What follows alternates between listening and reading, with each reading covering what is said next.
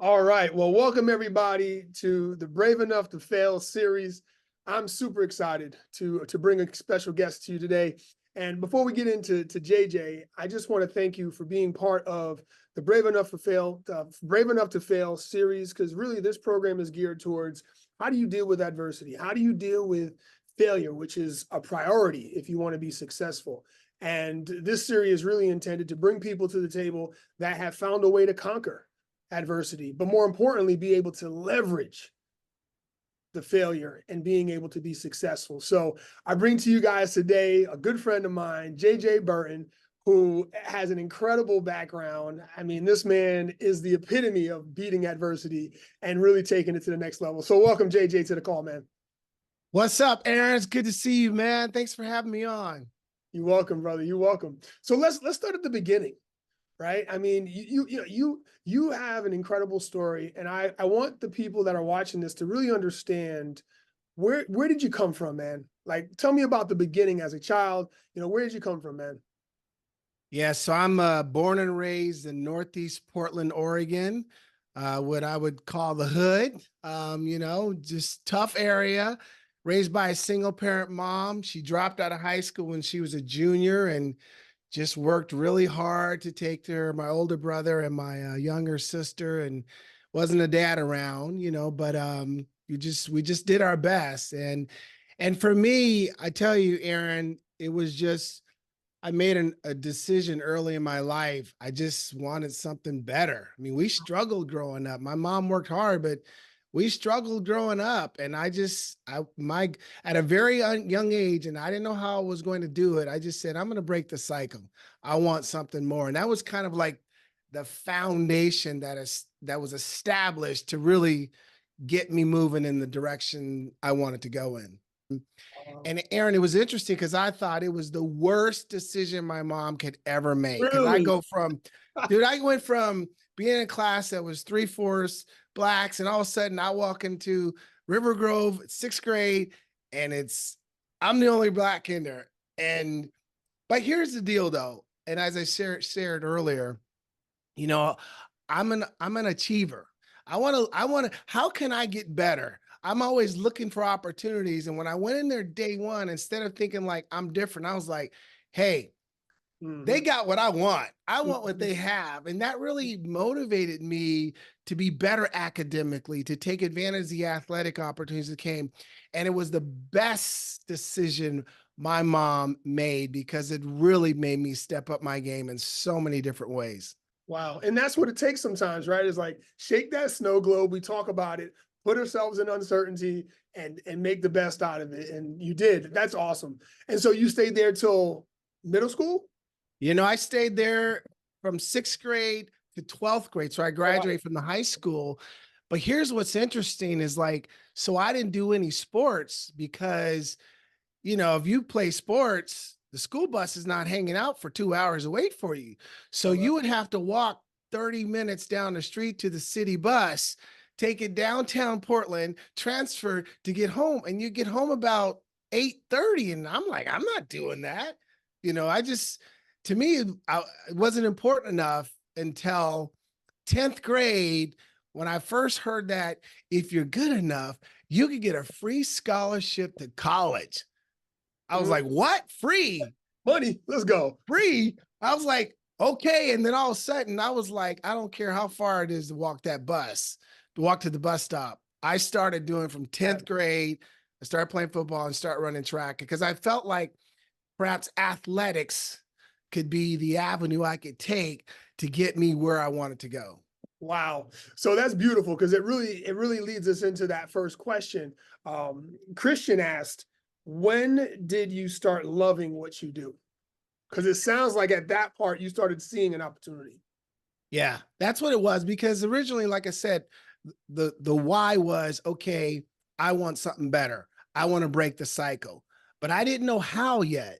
And once I figured out how, and I realized that athletically I was gifted, but I thought, man, let's back some hard work behind these talents and see where I could take it. And when I realized that about my junior year, when I realized that, okay, I'm pretty good at this, that's when I really started loving it because the hard work was paying off. I could see I had some superiority athletically, and then I just loved it.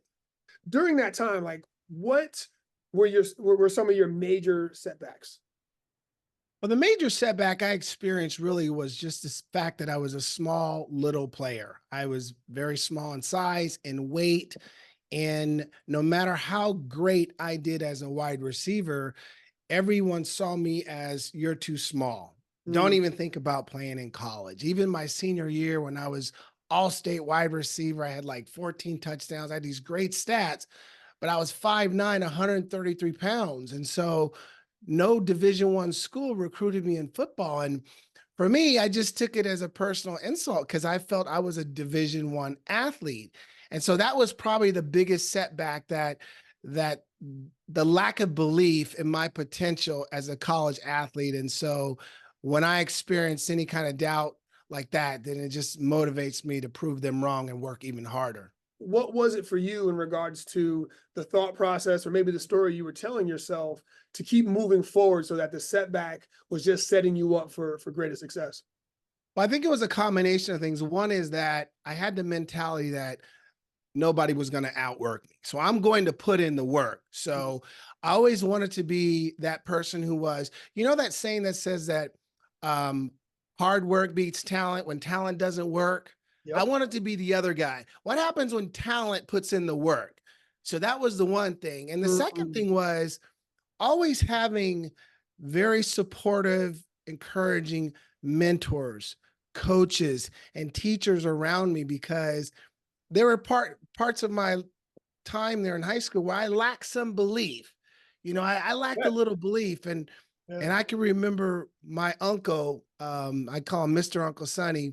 My senior year in high school, I had this game. I had like 4 touchdowns in the first half. It was a crazy game. And after the game, he said, "Nephew, you're going to play in the NFL someday." Well, And I thought my uncle was crazy. I'm like, what is he drinking? I ain't playing no NFL. I was like, no, and I ain't playing the NFL. No, uncle. He goes, no, you're gonna play. I go, no, uncle, I'm too small and I don't want. He goes, no. He goes, I believe in you so much. Promise me your first NFL touchdown. And I'm like, no. He said, just say it. And I'm like, whatever, you can have it. So I said it. And you fast forward to, I think it was October 19th, 1990. I scored my first touchdown. We're playing against the Seahawks. And here's the point I'm trying to get to. Once the game was over, I asked my uncle, I said, how did you know I would play in the NFL? And he said, nephew, I knew you had the ability, but you didn't believe in yourself. So I needed to pour belief into you until you got your own personal belief to take you the rest of the way.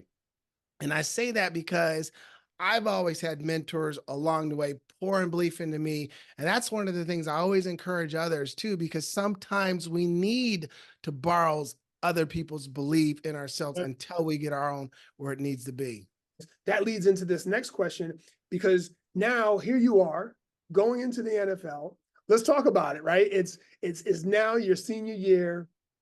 You now you have the I don't know. Tell me, like, because you were going to the Olympics. So how did that transition happen? Because now did it become all about football? Did track kind of run out of gas? Like, where was that? Where was that fork in the road, man? Great question. So let me take you to my senior track season. So my senior year, my football career is done. Um, Somehow I get invited to the NFL Combine. And dude, I don't even know what the combine is. I mean, this is how far removed my head was. And the NFL Combine, the top 300 plus NFL prospects. And dude, I had like one touchdown at Oregon in 4 years.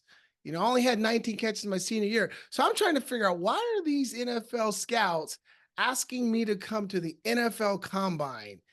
Right? But Wow. they saw something, and I thought, well, even though I don't want to play, Aaron, I don't want to later on in life regret that I didn't at least go check it out. And that's what I did. I went to the NFL Combine. I test well. I was this So mystery fast. track. I was this mystery track guy who could catch the ball. Right. Yeah. I was 5'10", 157 pounds. Wow.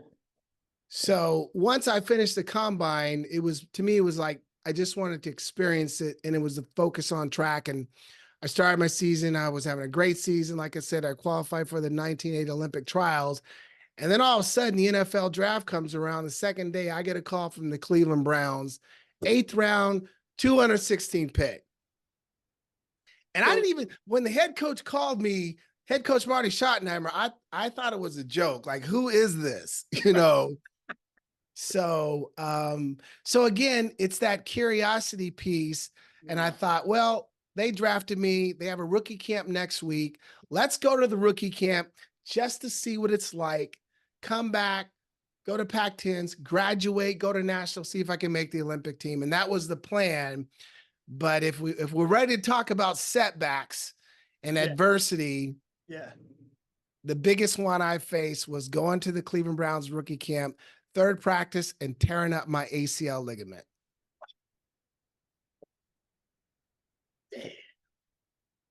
So when you talk about the first major bout of an adversity or a challenge or a setback athletic, that was it. Dang. And that was life-changing right there. So tell us about it. How did Yeah. you deal with that? Like what was going on in your life right there? Yeah, it was devastating because I never experienced that. Because as an athlete, you have this almost this Superman mentality, knowing that if you put in the work and you do it right, everything's going to work out. And all of a sudden, a route that I've ran 1,000 times, my knee gives out. And right away, all I'm thinking is my track season is over. The Right, dream is over. right. That's all I could think about. And I remember sitting in the treatment center crying. First time ever I ever cried related to athletics. And I was sitting in the treatment center crying, and Dr. Bergfeld, who performed my ACL surgery, he comes over and I said, Doc, can I get my speed back? And Dr. Bergfeld said the right thing at the right time. He said, JJ, not only could you get your speed back, if you work hard, you could even come back faster. Boom.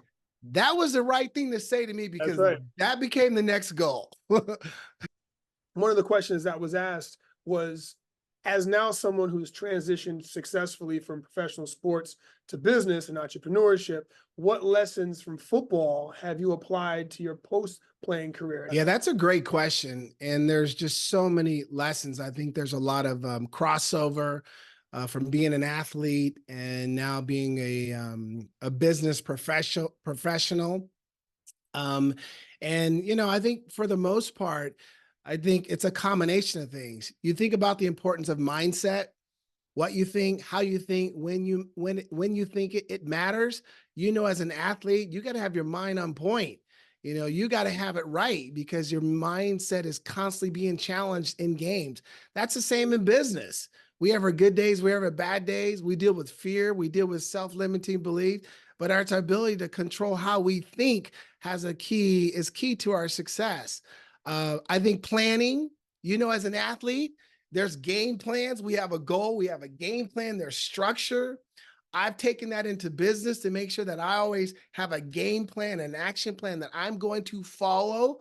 And then I think too, just the mentality of being willing to do the work. It's just like, that's something you can't escape in life, school, business, family. I mean, if you want success, you want achievement, you gotta be willing to put in the work, and you gotta be willing to do the work when you don't feel like it, Mm. on those bad days, those uncomfortable moments, because that's what really makes you a champion. And that's how you create the habits of success that stay with you no matter what. And I just think as an athlete, there's so many success tips and winning strategies like that I've learned that I've just, transferred right into being a business professional. What would be, in closing, the biggest message that you've realized right now for that 14 to 18-year-old kid that's looking at the world right now and saying, what in the world do I do with this? I would leave everybody with this thought. And this is the lesson I learned over the years, that the decisions you make in life, not everybody's going to understand your journey. Not everyone's going to understand the choices you make. And you know what? That's okay. The key is you have to understand your journey and you have to commit to it, because it doesn't matter what anybody thinks. What matters is what you do from day to day. And that's something we can control. So if you take that approach, the sky is the limit after that. Wow. Well, JJ, thanks again, brother. I appreciate you, man. And with this Brave Enough to Fail series, I truly believe with the right voice and the right person and the right stories is going to continue to inspire these young ones to really be great within their own light and not have somebody else's opinion become their reality. So thanks again, JJ. I appreciate you, man. God bless you and the family. And we'll see each other real soon, man. Yeah. Thank you too, Aaron, and keep up the good work.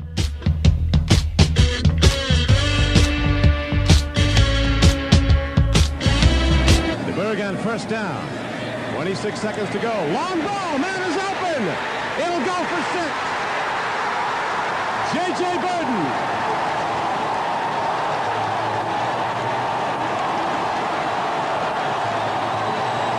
Let's watch. You can see Richard Johnson squats, and then Birden goes right by Bubba McDowell. That's totally on Bubba McDowell. Back to throws Montana, looking to the far boundary. Pass caught by J.J. Birden. Makes a man miss and goes into the end zone. Touchdown.